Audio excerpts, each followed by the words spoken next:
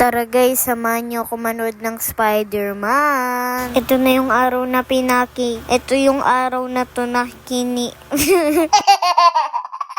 Sunday nga pala to guys. Paalis na pala kami sa mga oras na to. Sasabay nga pala ako kay Lati at Anchor habang si mama commute lang. Mabuti nga hindi naabutan si mama ng ulan. At ito na guys, nasa SM na kami. Nauna nga pala si mama. Nagkita na lang kami sa Pizza Maru. Bali guys, dito nga pala kami kakain. Kakain muna kami bago manood. Kasi 2:45 pa naman kami. Habang wala pa yung order namin. At ito nga pala ni Mama T, bumili kami ng popcorn. Grabe kasi may daming nakapila sa cinema. Kaya dito na lang kami sa ground floor bumili guys. Kasi masarap din ang popcorn dito. At ito na guys, dumating na food namin. Gutom na nga kami ni Anchor dyan eh. Tapos si T, picture naman ng picture. Kailan ka dyan matatapos be?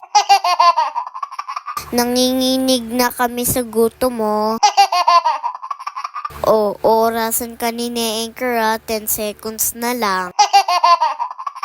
Ito guys, after namin kumain, umakyat na kami sa cinema. Grabe, daming tao. Hindi naman kami nagulat, no? Grabe, excited na ako sa mga oras na to guys. Kasi alam nyo ba, pinanood ko muna lahat ng Spider-Man bago ko panoodin tong Brand New Day. Para mas maintindihan ko. Parang kagaya lang nung nag-Toy Story kami. At syakang dami ko pinagdaanan bago manood to guys. Kasi isipin mo ilang Spider-Man yun. Kaya naman deserve ko to at walang makakapigil. At ayan guys, nakapwesto na pala kami sa mga oras na to. Unti-unti na rin napupuno yung loob guys. Directors Club nga sana to eh. Kaso naubusan kami ng slot. Ang bilis maubos ng ticket ngayon kay Spider-Man. At ayan na guys, magsa-start na yung movie. Hindi ko na ipapakita lahat guys. Kasi baka maka-copyright tayo. Okay. Tapos nga pala kami manood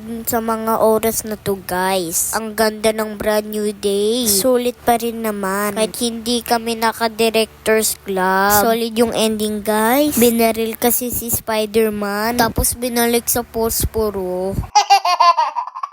At syempre may natutunan ako sa pinanood ko, no? I don't love you pero pwede pahatid. Ayun lang, bye.